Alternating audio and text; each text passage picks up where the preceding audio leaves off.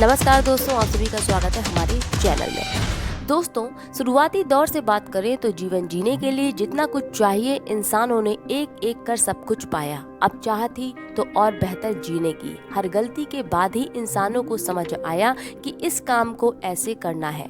वहीं इसी बीच विकास की सीढ़ी पर बढ़ते चले गए हम, लेकिन इसे मानव की नासमझी ही समझिए कि तब नहीं समझ थी कि इसके क्या परिणाम होंगे। जब तक समझ आई बहुत कुछ बिगड़ सा गया। ग्लोबल वार्मिंग जैसी समस्या ने जन्म ले लिया था, क्योंकि ऐसी चीजें या ये कह लें आविष्कार हुए जो विकास के लिए तो ठीक थे, लेकिन हमारे नेचर वायुमंडल के लिए बिल्कुल ही नहीं।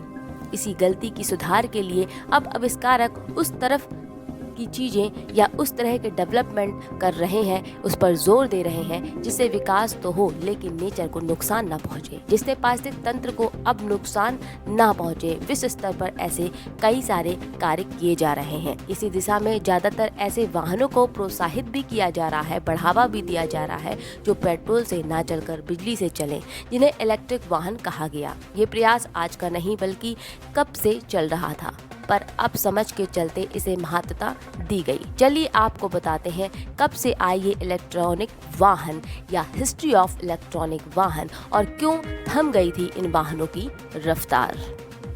वैसे इलेक्ट्रिक मोटर 1828 में बनी, जिसे बनाया भौतिकी वैज्ञानिक न्यूस जेट लिक ने। सही मायने में इलेक्ट्रिक वाहन 1830 में बने। इस दशक में रॉबर्ट एंडरसन ने सबसे पहले एक इलेक्ट्रिक बग्घी बनाई।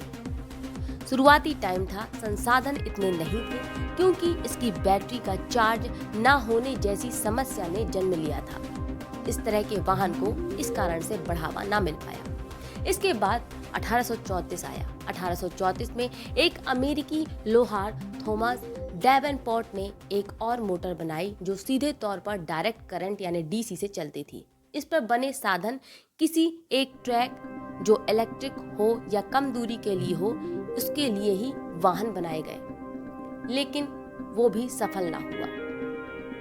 कहते हैं 1859 के समय में ऐसी बैटरी बन चुकी थी जिन्हें अप चार्ज किया जा सकता था, और इसी के बाद इलेक्ट्रिक वाहन बनाने की दिशा में एक मजबूती आई।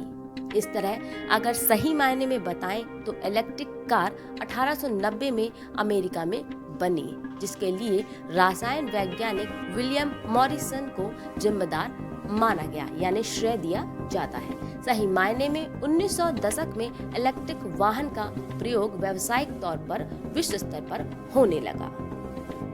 अब ये जान लीजिए कि 1900 दशक में जब ये इलेक्ट्रिक गाड़ियां बन रही थी, चल रही थी, तो फिर क्यों पीछे रह गईं?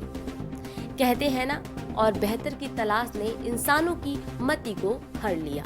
फास्ट ड्राइव ये एक कमी थी। दरअसल 1970 के टाइम में एक इंजन बना जिसको कहते हैं कंबस्टन इंजन। इसके आने से इलेक्ट्रिक साधन पर बड़ा ही प्रभाव पड़ा। इसके बने साधन इलेक्ट्रिक साधन से काफी तेज थे, क्योंकि पेट्रोल और डीजल से चल रहे थे और उस समय जैव ईंधन प्रचुर मात्रा में था।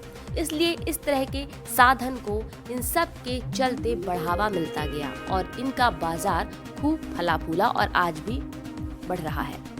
कई कंपनियां इसी दिशा में कारें बनाती गईं और इलेक्ट्रिक वाहन का बाजार जो बढ़ सकता था उसे वहीं पर बंद होना पड़ा। तब इंसानों का ध्यान प्रकृति की तरफ बिल्कुल न था। उस समय केवल एक अच्छा विकास जो उस समय मानव की सोच थी वो ही मायने करता था, और नेचर की तरफ ध्यान तो सवाल ही पैदा नहीं होता, क्योंकि विकास ज्यादा महत्व रखता था। कहते हैं ना, जब तक वक्त की मार न पड़े हम इंसानों को समझ नहीं आता। और फिर 20वीं से 21वीं सदी आते आते बहुत कुछ सा बदल गया। आज 21वीं सदी है। सोचिए अगर तब 1900 दशक में अगर इलेक्ट्रिक वाहन को बढ़ावा देते तो आज ग्लोबल वार्मिंग जैसी समस्या खड़ी ही न होती। इंसान विकास की तेजी को लेकर इतना स्वार्थी हुआ कि आज इंसानों का ध्यान तब जा रहा है इलेक्ट्रिक वाहनों पर जब पेट्रोल के दाम सभी को पता है, बताने की जरूरत नहीं, और प्रकृति का कहर मिल रहा है। क्योंकि पेट्रोल डीजल से चलने वाले वाहनों की बढ़त है, जिस कारण से कार्बन उत्सर्जन तेजी से बढ़ रहा है और उस वजह से ग्लोबल वार्मिंग जैसी समस्या ने जन्म ले लिया है। बहरहाल इसके बाद 20वीं सदी से एक बार फिर इलेक्ट्रिक वाहन बाजार की शान बने और सबसे पहले जापान की टोयोटा 1980 में कमर्शियल इलेक्ट्रिक कार मार्केट में ला दी और लोगों ने इसे खूब पसंद किया। इसके बाद इलेक्ट्रिक कार के लिए जाने जाने वाली टेस्ला ने 2008 में अपनी पहली इलेक्ट्रिक कार मार्केट में उतारी। तो ये था विश्व स्तर पर इलेक्ट्रिक वाहन का विकास और रुझान। बात कर लेते हैं भारत की पहली इलेक्ट्रिक कार की, जो 1993 में आई थी, जिसे एडी इलेक्ट्रिक कंपनी ने जापान की यशिकावा इलेक्ट्रिक कंपनी के साथ मिलकर मार्केट में उतारा था, जिसका नाम था लवबर्ड।